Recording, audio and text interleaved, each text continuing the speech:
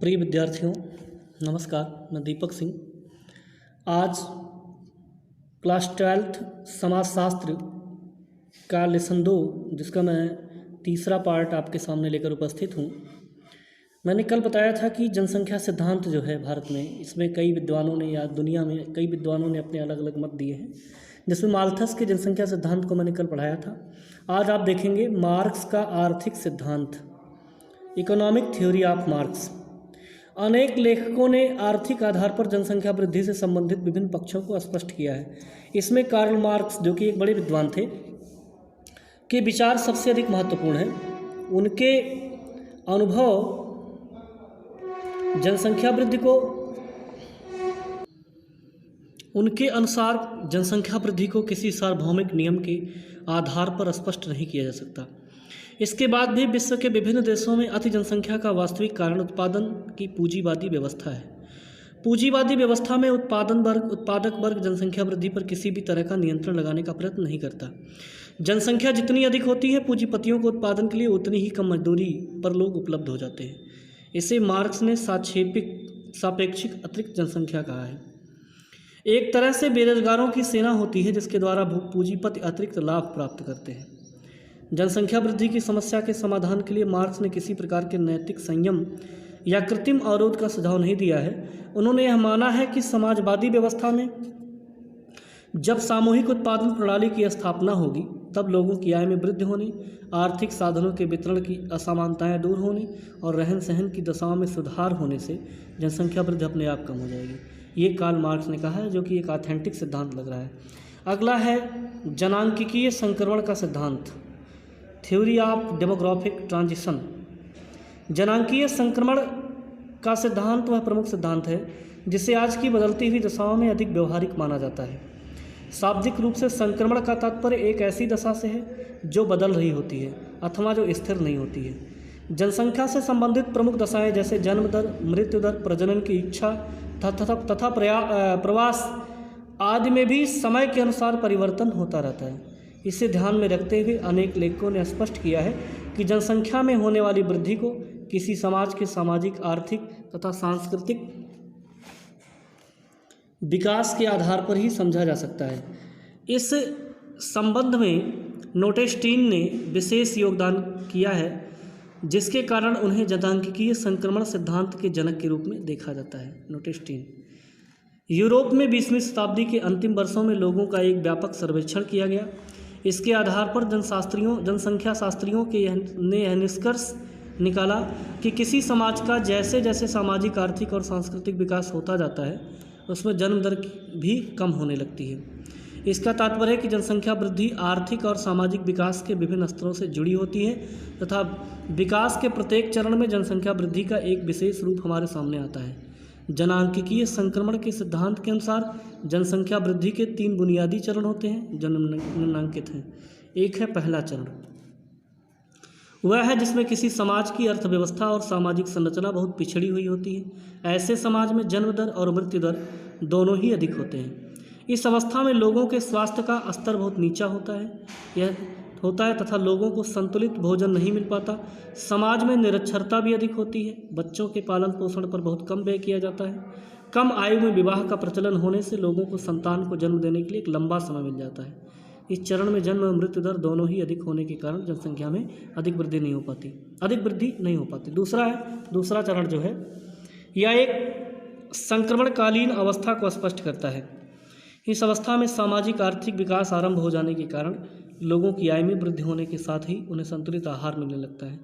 चिकित्सा सुविधाओं में सुधार होने से मृत्यु दर तेजी से कम होने लगती है। इसके बाद भी इस व्यवस्था में जन्म दर में कोई उल्लेखनीय कमी नहीं हो पाती, क्योंकि बच्चों के जन्म से संबंधित सामाजिक, धार्मिक, सांस्कृतिक मनोवृत्तियों में अधिक परिवर्तन नहीं हो पाता। तीसरा चरण है, उस दशा को स्पष्ट करता है जब किसी समाज का आर्थिक और सामाजिक विकास ऊंचे स्तर पर पहुंच जाता है। ऐसे समाज में अधिक आयु में विवाह करने के कारण लोगों को संतान को जन्म देने के लिए कम समय मिलता है। प्रति व्यक्ति आय में वृद्धि होने से अधिकांश लोग छोटे परिवार को पसंद करने लगते हैं। स्त्रियां अधिक बच्चों के पालन पोषण के लिए तैयार नहीं रहती। विभिन्न प्रकार की सामाजिक सुरक्षाओं के कारण बुढ़ापे में भी लोग संतान की आवश्यकता को महसूस नहीं करते तथा पारिवारिक बंधन कमजोर पड़ने लगते हैं। स्पष्ट है कि इन दशाओं की मृत्यु दर कम होने के कारण जन्म दर की बहुत कम रह जाने से जनसंख्या वृद्धि अपने आप रुक जाती है। आज फ्रांस, इटली तथा जापान जैसे देश इस व्यवस्था के उदाहरण हैं। ये सब थी जनसंख्या रोकने के लिए जो पहलू दिए गए, सुझाव दिए गए, उस पर विचार था। अगला हेडिंग है जनांकिकी का सामाजिक, आर्थिक और सांस्कृतिक जीवन से संबंध। Relation of demography with social, economical and cultural life. जनांकिकी की संरचना और इससे संबंधित प्रक्रियाओं को हम अक्सर औपचारिक जनांकिकी कहते हैं। इसके द्वारा हम केवल जनसंख्या वृद्धि, जनसंख्या के घनत्व, जन्म दर, मृत्यु दर, स्त्री पुरुषों के अनुपात, जीवन अवधि, आयु संरचना और इसी तरह के दूसरे जनसंख्या संबंधी आंकड़ों का अध्ययन करते हैं। जब इन विशेषताओं को हम आर्थिक, सामाजिक और सांस्कृतिक जीवन के आधार पर समझते हैं तब इसे सामाजिक जनांकिकी कहा जाता है। समाजशास्त्र के विद्यार्थी आज सामाजिक जनांकिकी में अधिक रुचि लेते हैं। इसका कारण यह है कि सामाजिक जनांकिकी के अध्ययन से ही यह समझा जा सकता है कि जनसंख्या संबंधी विशेषताएं किस तरह हमारी सामाजिक संरचना, सामाजिक मूल्यों, विश्वासों, परिवार, शिक्षा, रीति रिवाजों, वर्ग संरचना, विवाह और नातेदारी आदि से प्रभावित होती है। इस दशा को निम्नांकित क्षेत्र में देखा जा सकता है। सामाजिक जीवन से संबंध। सामाजिक जनांकिकी स्पष्ट करती है कि जनसंख्या संबंधी विशेषताओं को सामाजिक संरचना, सामाजिक संस्थाओं और सामाजिक मूल्यों से अलग करके नहीं समझा जा सकता। इसमें तमाम बातें जो है बहुत महत्वपूर्ण सिद्ध होती हैं। पहला है सामाजिक संरचना। समाज की संरचना को बनाने में परिवार व्यवस्था, वर्ग व्यवस्था, नातेदारी व्यवहार के नियमों और विश्वासों का बड़ा हाथ होता है। जब संयुक्त परिवार की जगह एकांकी परिवार को संख्या बढ़ती है, परिवार का आकार छोटा होने लगता है। भारत में जैसे जैसे श्रमिक वर्ग की दशाओं में सुधार होने के साथ ही मध्यम वर्ग का प्रभाव बढ़ता जा रहा है, जन्म दर और मृत्यु दर तथा प्रवास संबंधी दशाओं में परिवर्तन होने लगा है। विवाह से संबंधित प्रथाओं में होने वाले परिवर्तन भी जनसंख्या में परिवर्तन लाता है। उदाहरण के लिए सन 1955 से जब हिंदुओं में बहुपत्नी विवाह पर कानून द्वारा रोक लगा दी गई तो समाज में जन्म दर तेजी से कम होने लगा। ये सब जो है और भी हैं। सामाजिक मूल्यों का भी जनसंख्या संबंधी विशेषताओं से प्रत्यक्ष संबंध है। हमारे समाज के मूल्यों के अनुसार जब तक बड़े परिवार और अधिक पुत्रों की मान्यता दी जाती रही तब तक जनसंख्या वृद्धि पर किसी तरह के प्रतिबंध लगाना संभव नहीं हो सका। लेकिन अब जो है ऐसा नहीं है। अब एकांकी परिवार है, लोग अपने उतने ही बच्चों को जन्म देते हैं जिनका भरण पोषण वो कर सकें। लोग जो है जागरूक हुए हैं, लोगों की समझ बढ़ी है। अगला है सभी अध्ययनों से स्पष्ट होता है कि जिन समूहों और वर्गों में शिक्षा अधिक है वहाँ जीवन स्तर में सुधार होने से जीवन अवधि बढ़ रही है तथा जन्म दर में भी कमी हुई है। दूसरी ओर नगरों की मलिन बस्तियों और कुछ विशेष समुदायों में शिक्षा की कमी के कारण आज भी अधिक बच्चों के जन्म को बुरा नहीं समझा जाता। आज जैसे जैसे व्यक्ति एक स्थान को छोड़कर रोजगार के लिए दूसरे स्थान पर जाकर बस रहे हैं, परिवार का बड़ा आकार लोगों के सामने जीवन यापन की गंभीर समस्या पैदा कर रहा है। यह दशा भी जनसंख्या वृद्धि को रोकती है। आर्थिक जीवन से संबंध। मार्क्स ने आज से बहुत पहले आर्थिक व्यवस्था और जनसंख्या वृद्धि के संबंध को स्पष्ट किया था। उन्होंने बताया था कि पूंजीवादी व्यवस्था में जो लोग पूंजी का संचय कर लेते हैं उनके लिए जनसंख्या का बढ़ना उनके हित में होता है। जनसंख्या के बढ़ने से उन्हें श्रम सस्ते दाम पर मिलने लगता है। दूसरी ओर मजदूरों का वेतन कम होने और उनके स्वास्थ्य का स्तर गिरने से भी जन्म दर में वृद्धि होती है। इसका तात्पर्य है कि जनसंख्या वृद्धि कुछ विशेष आर्थिक दशाओं का परिणाम होता है। मार्क्स का यह कथन भले ही पूरी तरह सही ना हो, लेकिन इतना जरूर है कि निम्न जीवन स्तर जनसंख्या को बढ़ाने वाला एक प्रमुख कारक है। आज माल्थस के इस विचार को सही नहीं माना जाता है कि जनसंख्या में होने वाली वृद्धि की तुलना में खाद्य पदार्थों का उत्पादन कम होता है। वास्तव में खाद्य उत्पादन का संबंध उत्पादन की नई प्रविधियों और खेती संबंधी नए ज्ञान से है। आज जैसे जैसे शिक्षा और विज्ञान का विकास हो रहा है, खाद्य उत्पादन में होने वाली वृद्धि जनसंख्या के अनुपात में कम नहीं है। इसका अर्थ है कि उत्पादन में नए ढंग जनसंख्या संबंधी विशेषताओं को प्रभावित करते हैं। देश के साधनों का तर्कपूर्ण रूप से उपयोग करने वाली जनसंख्या से जुड़ी हुई समस्याएं कमज़ोर होने लगती हैं। वर्तमान युग में नई प्रौद्योगिकी के प्रभाव से जैसे जैसे देश का आर्थिक विकास होने के साथ परिवहन के साधनों का विकास हुआ, जनसंख्या में स्थान परिवर्तन की प्रवृत्ति बढ़ने लगी। अगला जनसंख्या का आर्थिक जीवन से संबंध इस बात से स्पष्ट होता है कि हमारी अनेक आर्थिक समस्याएं जनसंख्या वृद्धि का कारण है। सामाजिक तथा आर्थिक नियोजन के द्वारा जैसे जैसे आर्थिक समस्याओं का समाधान होने लगता है, जनसंख्या संबंधी संरचना भी बदलने लगती है। सांस्कृतिक जीवन से संबंध। भारतीय समाज एक परंपरागत समाज है। बहुत प्राचीन काल से हमारे समाज और सांस्कृतिक मूल्यों का लोगों के व्यवहार पर व्यापक प्रभाव पड़ा है, और ये सब जो है हमारी जो है ये आर्थिक जीवन से संबंधित होने वाली विशेषताएं थी। आगे आइए पढ़ते हैं भारत में जनसंख्या नीति। इम्पॉर्टेंट चीज़ों को आपको दिया जा रहा है, आप इसके नोट्स बनाते रहें। इसमें जो समझाने वाली चीज़ एक्सप्लेन करने के लिए बताया जाएगा आपको। Population policy in India. Bharat में तेज़ी से बढ़ती हुई जनसंख्या के खतरों को महसूस करते हुए स्वतंत्रता के बाद सन 1952 से यहाँ परिवार नियोजन कार्यक्रम शुरू किया गया। आरंभ में इस कार्यक्रम को अधिक महत्व नहीं दिया गया। सन 1961 की जनगणना के अनुसार जब जनसंख्या बहुत तेज़ी से बढ़ती हुई दिखाई दी तो सन 1966 में एक पृथक परिवार नियोजन विभाग की स्थापना की गई। फिर भी सरकार को अधिक सफलता नहीं मिली। सन 1971 की जनगणना से स्पष्ट हुआ कि यहाँ जन्म दर और मृत्यु दर का अंतर तेज़ी से बढ़ता जा रहा है। इस दशा में जनसंख्या वृद्धि को रोकने के लिए प्रभावपूर्ण कदम नहीं उठाए गए तो देश का सामाजिक आर्थिक विकास नहीं हो सकता। इसके फलस्वरूप अप्रैल 1976 में एक नई राष्ट्रीय जनसंख्या नीति घोषित की गई। राष्ट्रीय जनसंख्या नीति 1976 में यह प्रावधान किया गया कि परिवार नियोजन से संबंधित सभी तरह की सेवाएं निःशुल्क उपलब्ध कराई जाए।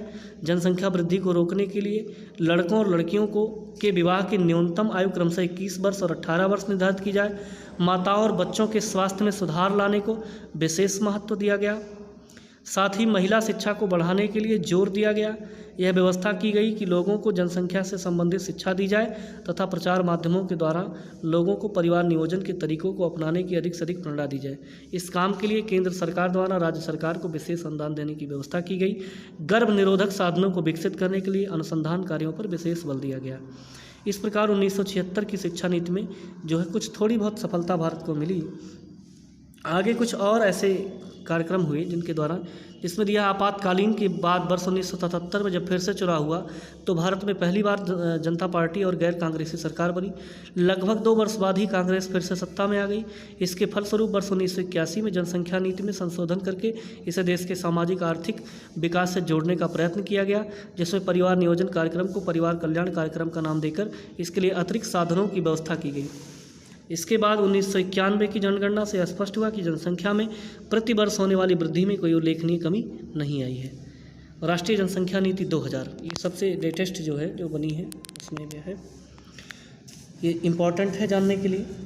पुरानी जनसंख्या नीति जब अधिक व्यवहारिक सिद्ध नहीं हुई तो वर्ष 2000 में एक नई जनसंख्या नीति बनाई गई।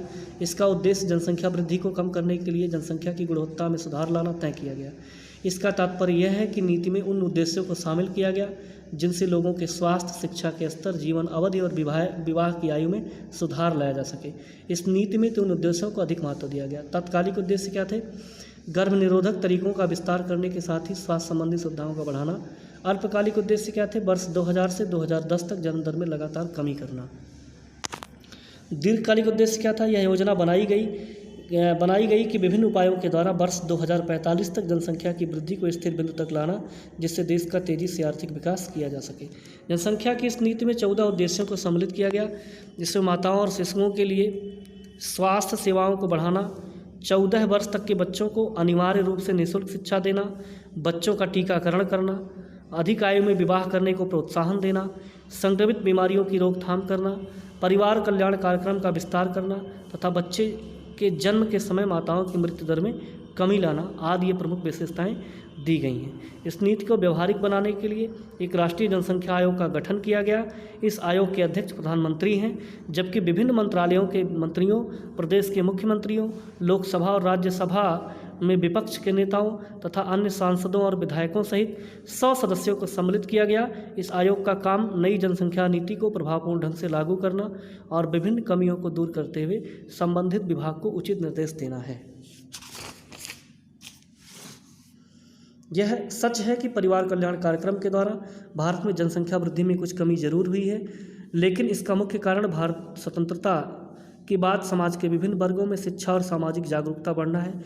जिन व्यक्तियों का जीवन स्तर काफ़ी नीचा है उनमें जन्म दर को कम करने में अधिक सफलता नहीं मिल सकी। वर्ष 2000 की जनसंख्या नीति भी अधिक प्रभावपूर्ण नहीं रही। पिछले 7-8 वर्षों में इस नीति के अनुसार निर्धारित उद्देश्यों में बहुत सीमित सफलता मिल सकी है। वर्ष 2010 तक जनसंख्या वृद्धि को 2% तक लाना भी एक कल्पना ही रही है। वास्तविकता यह है कि जनसंख्या वृद्धि और जनसंख्या की गुणवत्ता भारतीय समाज की सबसे बड़ी समस्या है। अधिकांश अध्ययनों से स्पष्ट हुआ कि जनसंख्या का शिक्षा और आर्थिक विकास के घनिष्ठ संबंध है। इसका तात्पर्य है कि जब तक समाज के दुर्बल वर्गों में सभी बच्चे शिक्षित नहीं हो जाते, तब तक कोई भी जनसंख्या नीति सफल नहीं हो सकती है। जनसंख्या नीति को सफल बनाने के लिए दुर्बल वर्गों के जीवन स्तर में सुधार लाना और लोगों की मनोवृत्तियों को बदलना भी जरूरी है। एक राष्ट्र के रूप में सभी समुदायों के लिए समान कानून का होना जरूरी है। इसका तात्पर्य है कि हिंदुओं की तरह मुसलमानों में भी एक विवाह का कानून होना चाहिए। चीन की तरह भारत में भी सभी वर्गों और संप्रदायों के लोगों के लिए परिवार का अधिकतम आकार निर्धारित करना आवश्यक है। वर्तमान दशाओं में बांग्लादेश, नेपाल, तिब्बत और कुछ देशों से भारत में अवैध ढंग से प्रवास को रोकना भी जरूरी है। सरकार चाहे किसी भी दल को वोट की राजनीति को छोड़कर सभी के लिए यह समझना आवश्यक है कि किसी भी समुदाय की सामाजिक या आर्थिक मान्यताओं से राष्ट्रीय हित कहीं अधिक महत्वपूर्ण है। केवल इन्हीं प्रयत्नों से भारत की सामाजिक जनांकीकी को अधिक स्वस्थ बनाया जा सकता है। अभी देखिए जो है ये नीतियाँ जो इस पुस्तक में लिखी गई हैं, इसी नीतियों पर भारत सरकार वर्तमान समय में काम कर रही है। जो NRC का बिल पास किया जा रहा है वो प्रवासी लोगों के लिए है, जो प्रवासी भारत में चुपके से आते हैं और भारत की जनसंख्या को एक क्षेत्र में विशेष रूप से बढ़ाते हैं। उनको रोकने का प्रयास किया जा रहा है, जिसमें तमाम अवरोध और विरोध आ रहे हैं। तो इस प्रकार से गवर्नमेंट समय समय पर इनको संचालित करने की अपनी एक नीतियाँ बनाए और आने वाले दिनों में ये उम्मीद की जा सकती है कि अगर सभी नीतियाँ सही से, सुचारू रूप से और ईमानदारी से लागू की जाएँ तो जनसंख्या वृद्धि में बड़ा परिवर्तन आएगा, रुकेगी और देश का आर्थिक विकास होगा। देखिए कुछ स्मरण संकेत हैं जो इम्पोर्टेंट है। मैं इन पर सिर्फ कैमरा चला रहा हूँ, आप इन्हें रोक करके पूरी तरीके से पढ़ सकते हैं, नोट कर सकते हैं। ये इम्पोर्टेंट टॉपिक है जो पूरे लेसन में आपने पढ़ा है। इसी के साथ ये लेसन आज जो है संपूर्ण होता है, कंप्लीट होता है। कुछ देखिए मल्टीपल चॉइस क्वेश्चन हैं जिन्हें आपको इसी लेसन से मिलेंगे और इन्हें छाँट करके पूरा लिखना है, सॉल्व करना है। कुछ निश्चित उत्तरीय प्रश्न हैं, फिर इसके बाद जो है देखिए कुछ लघु उत्तरीय, अति लघु उत्तरीय प्रश्न हैं, लघु उत्तरीय प्रश्न हैं।